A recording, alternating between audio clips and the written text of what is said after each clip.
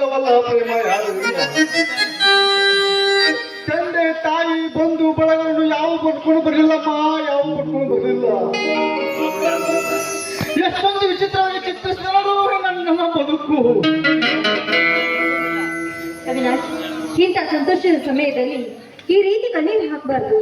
ನೋಡಿ, ಹಿಂದೆ ಆಗಿರುವ ಘಟನೆ ನೆನೆದು ಈ ರೀತಿ ದುಃಖಿಸುತ್ತಾ ಹೋದ್ರೆ ಮುಂದೆ ಏನು ಪ್ರಯೋಜನ? ನೋಡಿ, ನಿಮ್ಗೆ ಮುಂದೆ ಕಷ್ಟನೇ ಬರಲಿ ಸುಖನೇ ಬರಲಿ, ನಿಮ್ಮೊಂದಿಗೆ ನಾನು ಹೊಂದಿಕೊಂಡು ಹೋಗ್ತೀನಿ, ಆಯ್ತೇ? ಪ್ರೇಮ ಯಾವ ಜನ್ಮದ ಋಣ ಬಂತು ಏನು? ಈ ಜನ್ಮದಲ್ಲಿ ನಾವು ಒಂದಾಗುವಂತೆ ಮಾಡಿದೆ. ನೀನ್ ಯಾರು, ನಾನು ಯಾರು? ಪ್ರೇಮ, ಈ ಸಮಾಜದಲ್ಲಿ ಇರುವಂತಹ ಎಲ್ಲಾ ಸಮಸ್ಯೆಗಳನ್ನು ಬಗೆಹರಿಸಿ ಈಗ ನಾವು ಸತಿಪಥಗಳಾಗೋಣ. ಪ್ರೇಮ, ಸತಿಪಥಗಳಾಗೋಣ. ಹೌದು, ನೀವೊಬ್ಬರೇ ಭಾಗ್ಯಶಾಲಿ ಅಲ್ಲ, ನಾನು ಕೂಡ ಭಾಗ್ಯಶಾಲಿ. ಇವು ನನ್ನ ಕೊಳಗೆ ತಾಳಿ ಕಟ್ಟಿ ನನ್ನನ್ನು ನಿಮ್ಮ ಮಡದಿನಾಗಿ ಮಾಡ್ಕೊಳ್ತಾ ಇದ್ರಲ್ಲ, ನಿಮಗೆ ಎಷ್ಟು ಕೃತಜ್ಞತೆ ತಿಳಿಸಿದ್ರು ತುಂಬಾನೇ ಕಡಿಮೆ. ಪ್ರೇಮ, ಕೃತಜ್ಞತೆ ನನಗೆ ಸಲ್ಲಿಸಬೇಕಾಗಿಲ್ಲ.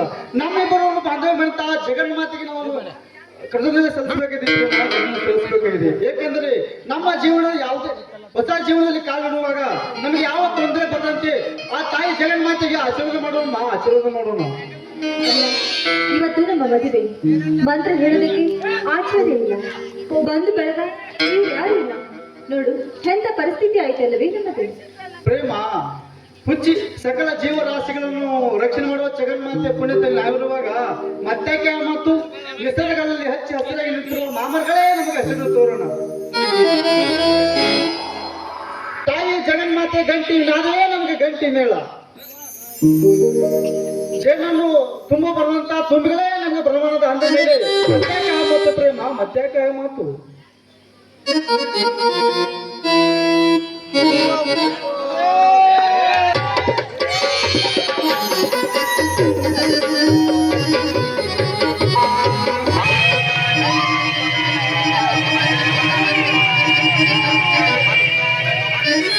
ಅವಿನಾಶ್, ಈಗ ನನಗೆ ತುಂಬಾ ಸಂತೋಷವಾಯಿತು. ಇದೇ ಸಮಯದಲ್ಲಿ ಹಾಡಿ ಕೇಳವೇ?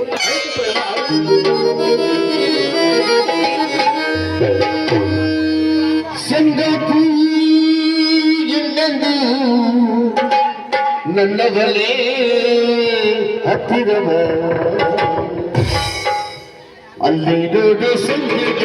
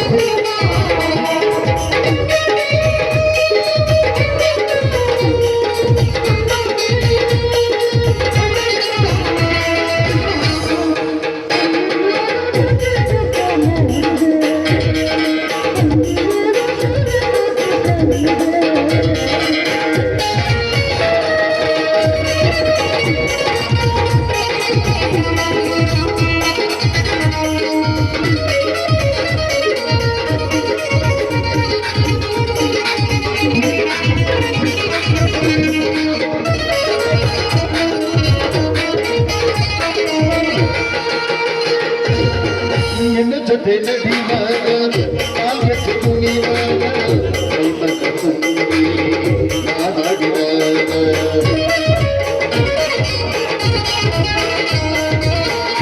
ಜೊತೆ ನಡಿವಾಗ ಕಾಲ್ಗಟ್ಟು ಕುಣಿವಾಗ ಕೈಮಕ ತುಂಬಿ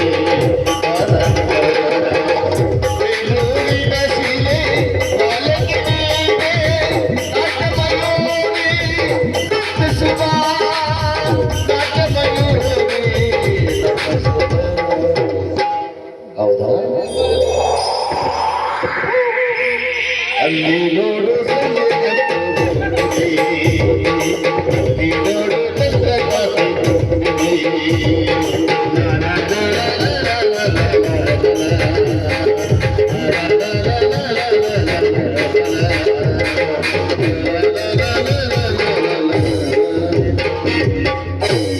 ಅವಿನಾಶ್, ಗಂಟ್ಲು ತುಂಬಾ ಆಗ್ತಾ ಇದೆ, ಸ್ವಲ್ಪ ಕುಡಿಯೋದಕ್ಕೆ ನೀರು ತೆಗೆದುಕೊಂಡು ಬರ್ತೀನಿ. ಆಯ್ತು ಪ್ರೇಮ, ಅಲ್ಲಿನ ದೇವಸ್ಥಾನಕ್ಕೆ ಕೂತ್ಕೊಂಡು ನಾವು ಹೋಗಿ ನೀರು ತಗೊಂಡು ಬರ್ತೀವಿ.